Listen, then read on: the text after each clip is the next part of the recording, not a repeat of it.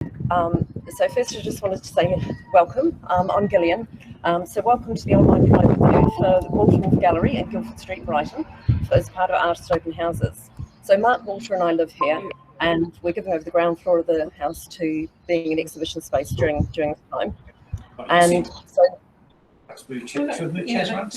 first part of the tour, I was going to ask if you can mute your microphone just for the first part, and then we can unmute when it's time for questions.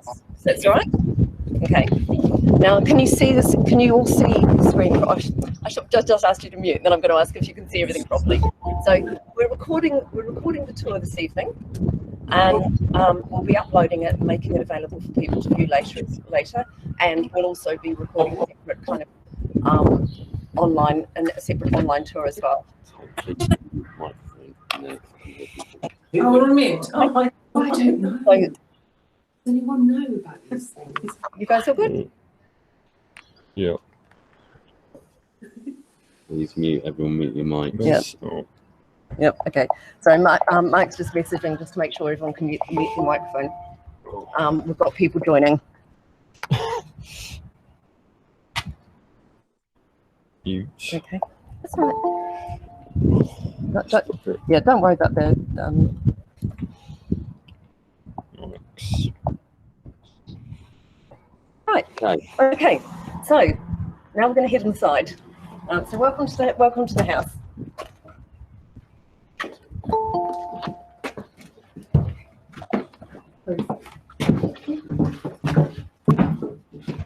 Okay. So welcome to the house. We've got 3 different artists showing work in the house over the Artist Open Houses period, and the first artist that we're going to hear from is Mark Walter. So Mark's an abstract artist driven by artistic process, and he works in series, producing pieces which are reliant on action, on spontaneity, varying the processes, tools, and mediums, giving unpredictable outcomes.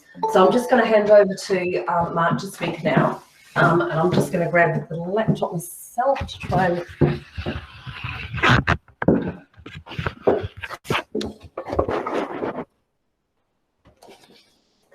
So, do you want to talk about this piece first, Mark?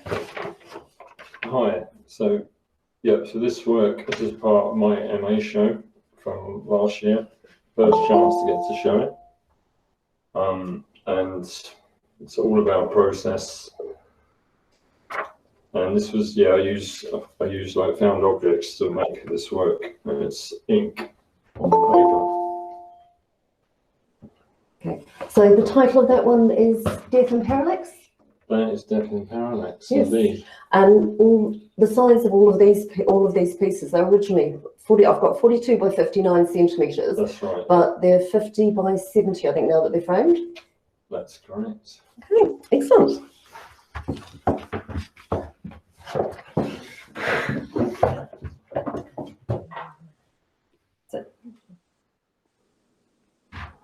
So the second one, So the second one is. Oh, I've got the list. It's Vanishing Consciousness, the Mystery of Anesthesia. I can't remember any title, so Gil's gonna have to help you there. Yeah. Vanishing. What was that? So, Vanishing Consciousness, the mystery. Vanishing Consciousness, yeah. Yeah. I mean, they were all done at a similar time. I think over a couple of days, but it took me quite a while to get to this final finished pieces. So the third one is the underlying cracks of a garlanded lifestyle become painfully apparent. And they obviously do. Yeah, so I've sort of moved on a little bit from this sort of process, and you'll see that in the other room, with my latest work. But it was fun doing them. Yeah. And the fourth one is called Three Parts Upon a Ground. It is. Yeah. Yeah. So these are 4, I think, of a series of 5. Yeah, we only had room for 4. So we had to leave room for the door. But there is 5.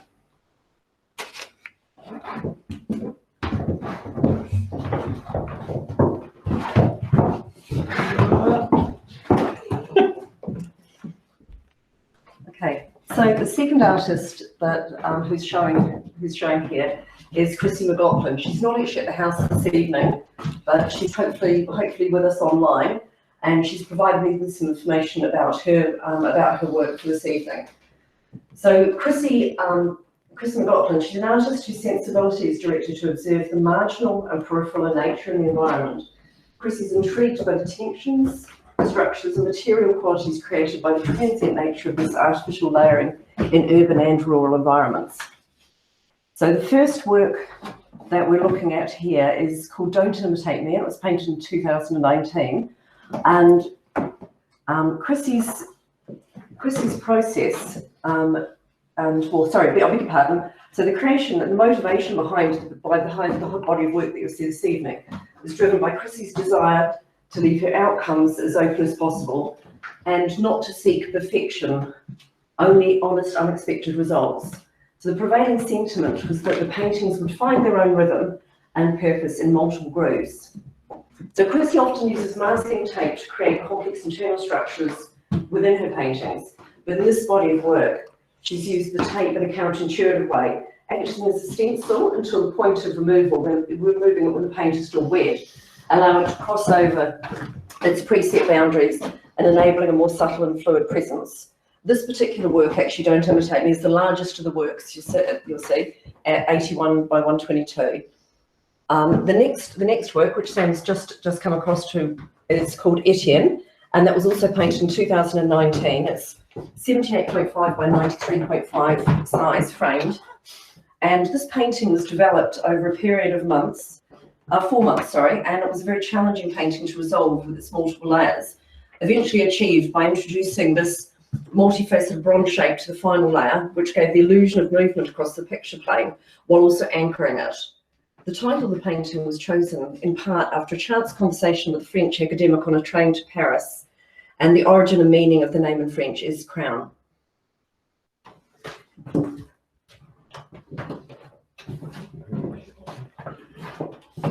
So the next two paintings that we'll look at are actually left to right. It's found and then lost. So normally when you walk in the front door, you'll actually see lost and then found.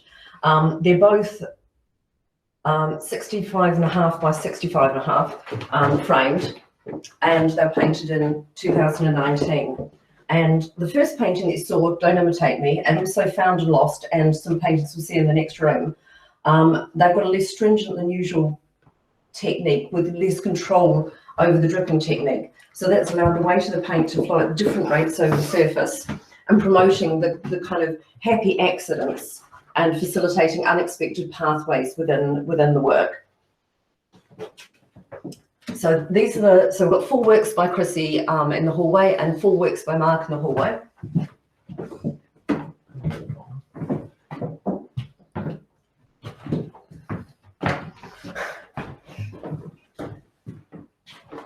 So now over to you, Mark.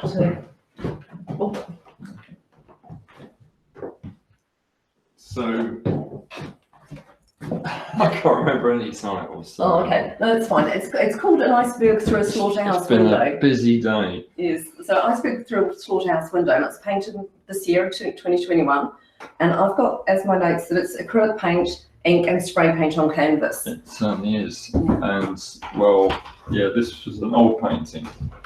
Actually, I think I was doing my BA and I was just rummaging around in the cupboard some months ago. I thought, oh, that's quite interesting. So I sort of reworked it and quite like the finished piece. It's quite a lot of layering, and I like the way the ink drips down across the front of the painting. And yeah, it almost does look like an iceberg in the background. Hence its title.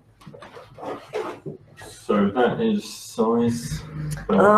I've moved over a page. I can't remember. So I've got my hands full. I'll send around. It's about 82 roughly. Yeah. I'll be able to send around a full sort of map and list later as well. But probably be Friday when that comes out. Because I normally work in series, but this is a bit of a one-off case. But the next lot of work you see will be a series that I've done recently.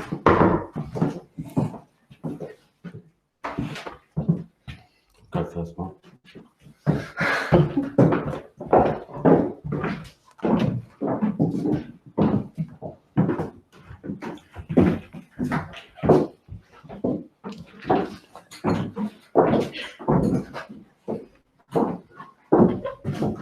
What are you doing first? Yeah. Please. So this is some of my latest work. Started using really thick oil paint, and the top one, the red one, which again I can't remember the size. Oh, the title of this one is actually the Macabre Magic. That's the Macabre Magic of Severed Hands. Oh, that was it, yeah. And it almost does. It's very thick red paint, which I mixed with beeswax and turpentine to give it that really thick, shiny finish.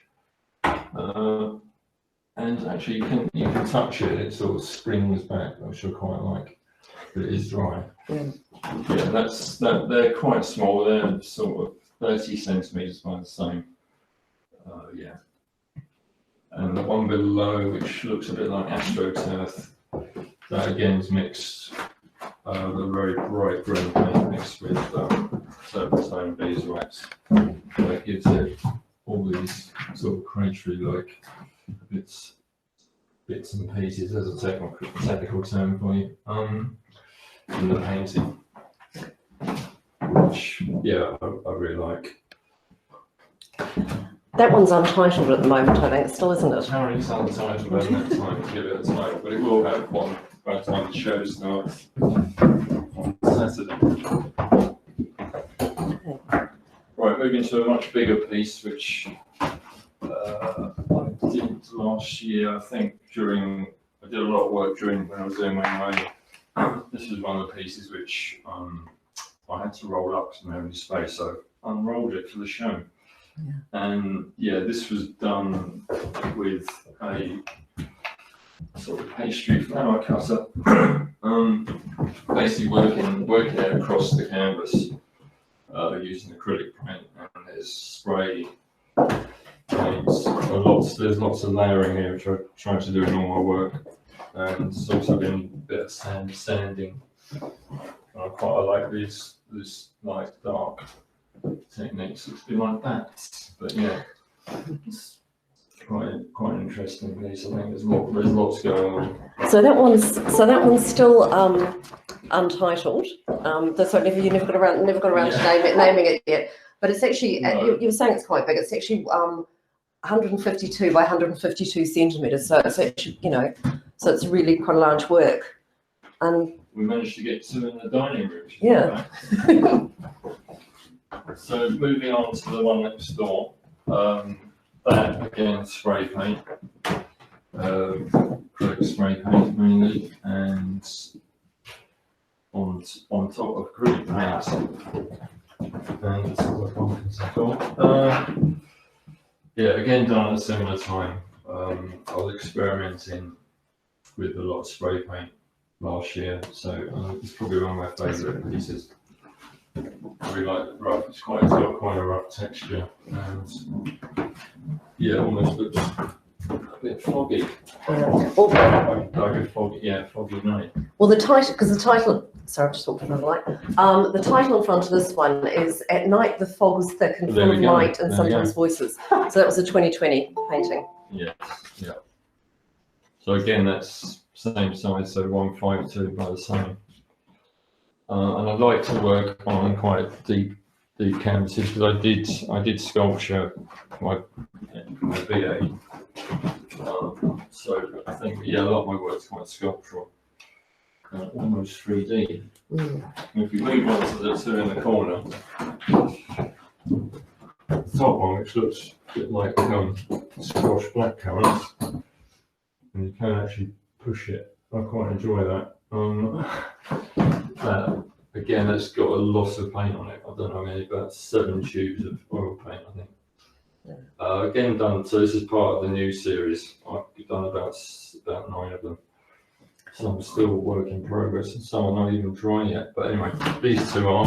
And the top one is called, I think, something to do with, I should have given up watercolour. You need to get back into watercolour. So the top one's titled. The bottom one still doesn't have a title. It doesn't. Not yet. Any suggestions? Yeah, suggestions on a card. So again, yeah, thick oil paint mixed with the beeswax and turpentine. And I like to, again, these are thick canvases. I like to work around the outside, so it's all a part. It's all part of the painting, the sides as well. I quite like that. And I think I might have given this a coat of varnish, but some of them are just the paint, the top one. But I do really love this texture. Yeah, Touch it perhaps.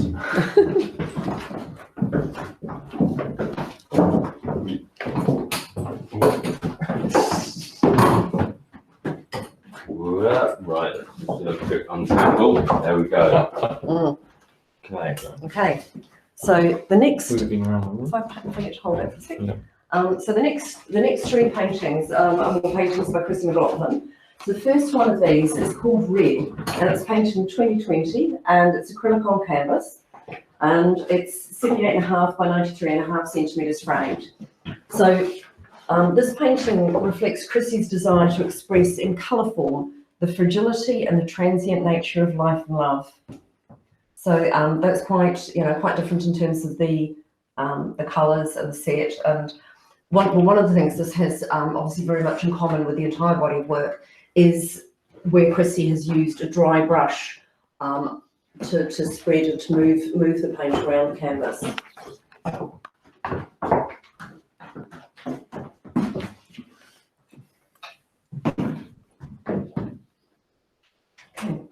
Okay, so on to the next 2. So, sorry, knocking things over. Excuse me. That's a surprise. So the next Just the lamp. It is. So the next two pictures, we've got Aquadote on the right, and then Summer Wraps on the left, and they're both 64.2 by 54.2 centimetres framed. It's acrylic. These ones are acrylic on board, and the words that Chrissy's used to describe and that have been part of her motivation are glimpses and memories of landscapes, and particularly looking at the Italian lakes, Garda and Lake Como, and looking, reflecting or bringing to the fore a love of nature and the sea and summer. So there's very much kind of, a summer and, a summer holiday back to nature feel for both of these. So I'm going to do some moving around. Just closing in a bit.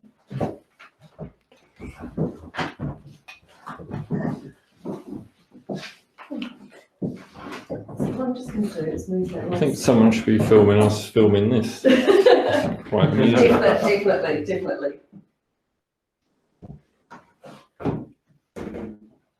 Surprised we've not tripped each other up yet. Okay.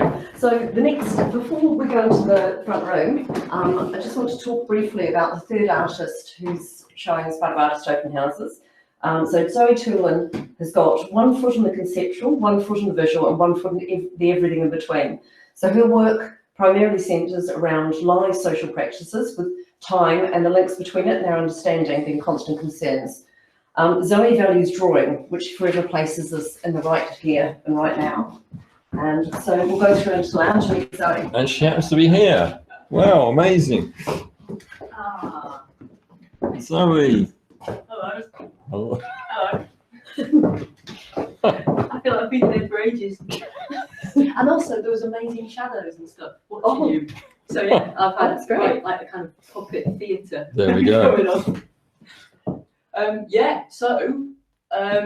This is my labyrinth and maze wall. So it was originally a concept for an exhibition at Set Space in London that I was going to have with the members of the Anti-MA, who are an alternative art collective based here in Brighton. And the idea is that, so mazes are a bit deceptive and there's lots of winding paths and dead ends, but labyrinths are kind of trusting because you have to follow the path and it will always work out that you'll get to the point that you're needing to be. So this is kind of a mixture of the two, and the kind of tape, which I heard you talking about Chrissy's use of tape. So there you go, there you go. And yeah, so the tape itself isn't important as such in terms of materiality. Having said that, it kind of is that idea of sticking kind of events in your life, I guess, together. So the first one with the kind of block on it is a kind of maze of lies. Yeah, deep, man, deep. The second one with the fish is a grief maze. So I guess a bit of a personal journey comment on it all as well. And you kind of have to get through all of that to get to the happiness labyrinth at the end. So again, it's about kind of trusting you, trusting yourself, trusting this crazy world. Sometimes you've just got to kind of throw yourself in the universe and hope for the best kind of thing. So yeah, that's that. And hopefully it will evolve. So yeah, the tape will definitely fall off in a kind of temporary, ephemeral way. And whenever I'm here, I'll add to it and take stuff off. And guys, if you come to the open house, you are more than welcome to help me stick and essentially change how these mazes can be read, how they can be linked up, and yeah, we can do it together. So yeah, that's that. Okay. So we've got another couple of works which are hung in here. The ones at the end won't particularly talk about at the moment, but the piece that Sam's just coming around to now. So this is another work by Chrissy, and this is called Follow Me Back To, and was painted in 2019. It's acrylic on canvas, 78.5 by 93.5 centimetres framed, and the words which Chrissy's used to describe it include dreamlike, with a tentative and searching mark making, I beg your pardon. So thinking about scratching below the surface, and that the painting itself encourages the viewer to take a gentle wander through a painted scape and then out. And then here we've got another one of Mark's. And I'll preempt him by saying the title of this one is called Torment and the Pain Leaked Through, and that's painted in 2021. It's 100 by 100 centimetres. And there's a lot of torment doing this, yeah, absolutely. Again, a lot of layering, which you just drop down there, Sam. Yeah, you can see like the paint. There's probably about 5 or 6 layers on this canvas, I think. Again, it's acrylic mainly with a bit of spray, maybe some ink as well. Yeah, and then it's been sanded back. I particularly like the top right-hand corner. A little bit creepy, bit gothy. I quite like that. So, yeah. And then I've got my usual bit of red in the bottom right-hand corner, which is quite often a signature of mine, which I know some of you will know about. And there's also a lot. It's again, it's very textural and quite nice to touch. And I don't mind people touching my paintings, as long as it's not too hard.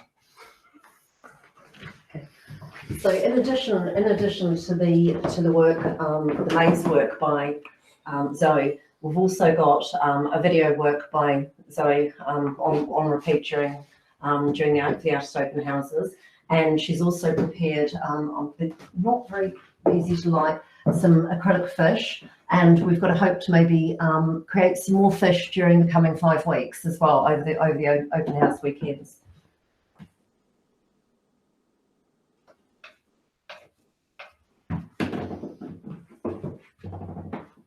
Do you need me to talk? I just realised. Would you like to? Do you want to come in? You can come in. Yes, you can come back into the lounge. This is Zoe again. Yeah, it's just really weird seeing my face really big. I'm honestly not a narcissistic swine, promise. But it was also a kind of comment again on what the hell has been happening in the world. So we're always on screen, aren't we? So it's about, well, it's about what the hell you want it to be. But those little fortune fish that I'm playing around with, they just show that you're not in control, are you? So the acrylic fish are fixed in a position forever, whereas essentially we're constantly changing. And so that's kind of the video piece. And once something happens, you fall off and you start again. So yeah, basically it's just my face that's massive and it's just weird. Yeah. So I'm leaving again. Bye, Zoe. Bye. So what I wanted to say next was basically to thank you, to thank everyone who's, If you're still if there. they're still there, thank everyone who's dialed in for the tour, and to say that you can, the house itself is open for visitors, without booking or anything. So it's open for visitors every weekend between now and, There's been a problem. oh, hang on, have we had a problem? Yeah, hang on, it's come back. It's back. We're back. I think. Yeah. Yeah, we're back. Sorry, the camera problem. So we open, the house is open weekends, including the bank holiday Monday, from 10 o'clock in the morning until 5 o'clock in the evening. And during those times, you can just drop in. We'd also like to say to people, if they want to come sort of during the week or outside those hours, and particularly, if you're going to be at Brighton at different times, just contact us, and you can, we can arrange for a private visit. Can arrange for somebody to make sure we're home to show you around the exhibition. The work that we've got hanging will change over the weeks, and that things may be swapped out at different times. And we're also hoping to possibly run some events and workshops once we've sort of got through the first weekend. And also, if you want to contact us at any time for kind of a private video tour, a close-up of any particular work, or anything you want to look at more closely, anything you might have missed, that's also good. So what I'd like to do next is open up the call for questions. So to see if anyone's got any questions for the artists or any questions about the work. But I'd like to ask if anyone has any questions for Zoe, if they can ask them first, because she has to race away for another engagement shortly.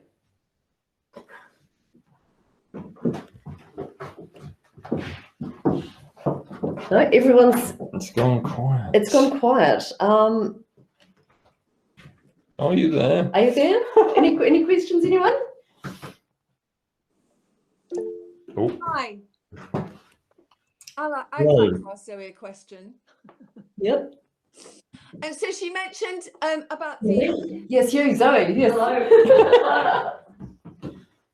Here's Zoe.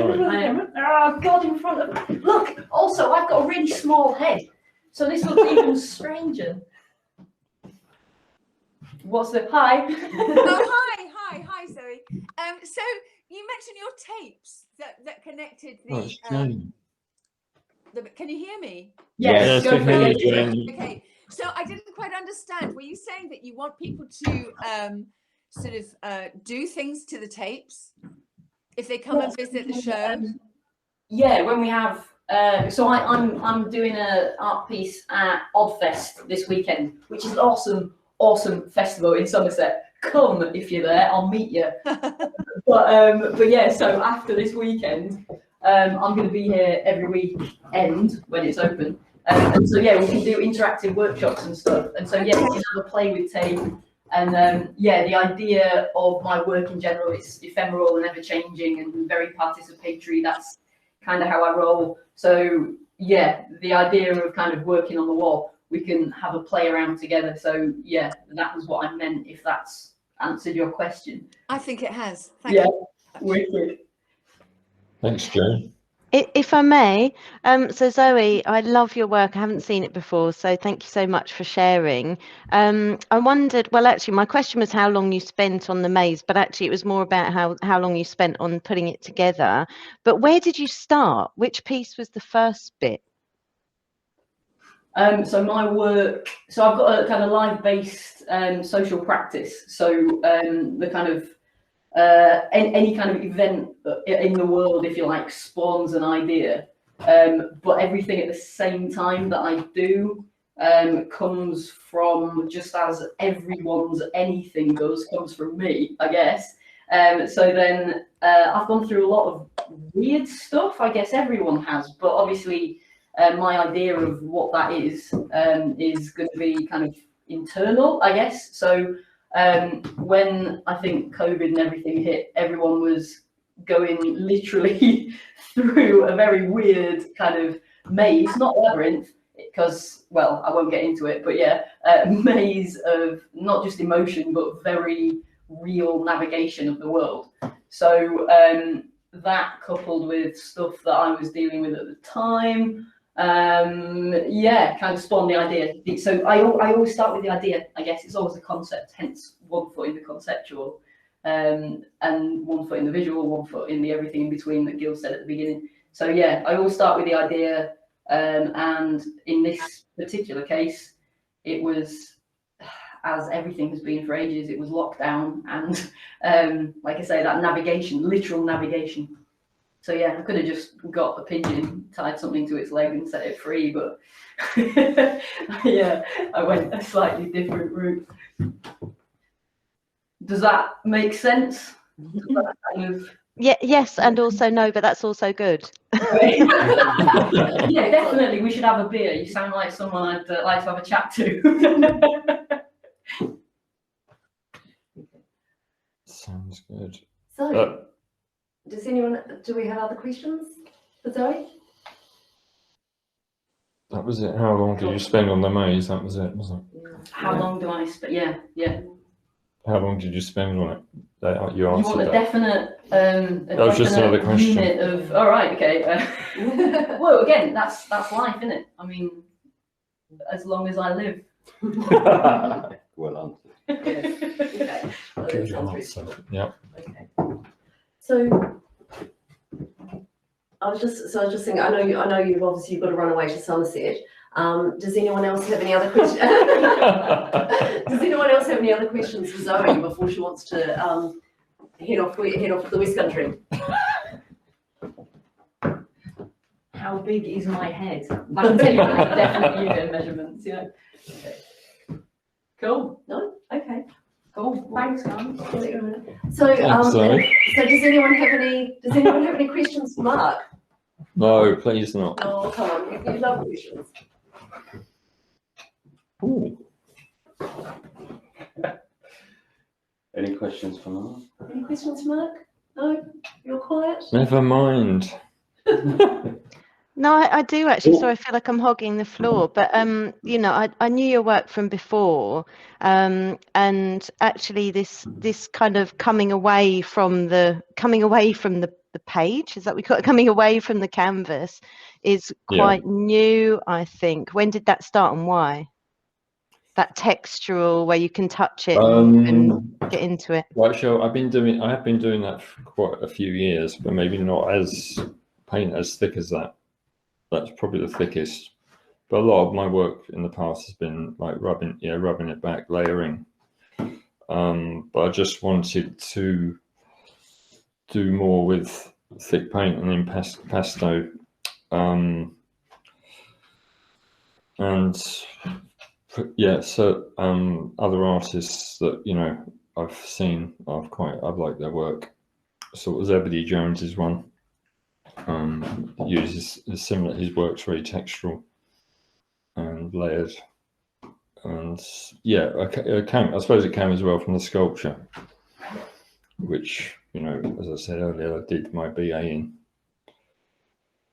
So I just wanted to explore thick paint, and it's been a lot of fun. And I'm a big fan of Frank Halbach as well, who has been using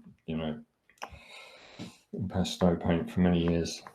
He's one of my favourites, but I mean he does a lot of landscapes and figurative work, which I might start getting back into too. watch this space. Okay. Thank you. Does anyone else have any other questions that they'd like to ask either the artist or anything about the house or anything about the Artist Open Houses events? Silence. It's very quiet. I think so. I think sometimes people are quite shy about talking in sort of big online meetings. So, Thank you for watching. well, thank you for watching, and particularly thanks to Sam Horn for filming this, for being the person behind the camera, and obviously, yep, and in front of the camera now. That's great. So yeah, just want to thank everyone for making the time this evening, and we'll be open from Saturday at 10. And we'll be open the 3 days of the bank holiday weekend, and then every Saturday and Sunday, with the last day being the 27th of June. And as I said, contact us if you want to come and see the house, see the exhibition outside of those hours. Particularly if, obviously, with COVID, if you're less comfortable about the risk of being in a house when other people have been there. We are we have our own COVID track and trace tag. We've got obviously hand sanitizer on the door. We're requiring people to wear masks unless they're specifically exempt, and so we are trying to make sure everything's as safe as possible. But we also really understand that sometimes some people will want to be extra cautious. So in which case, make a time to come outside those hours. Or if you fancy a private video tour, we can make ourselves available for that, and we can. we can make ourselves available for that, and we can also just do a video call for a close-up of any of the works that you might be interested in. Yep. Join together. Right. Okay, so thank you very much, and have a lovely evening, and we will send round the map and information about the work as well. Okay. Okay, thank you. All right. Thank you very much. Thank you.